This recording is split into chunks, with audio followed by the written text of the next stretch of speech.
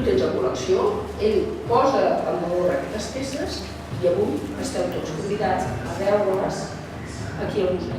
Esta pieza, que en principio iba a ser un objeto que iba a decorar un capricho, un juguete, se convirtió en algo que me cautivó. Aquestes obres que ell ha seleccionat per mostrar, perquè entenc que són les que t'inspiren d'entrada més relats,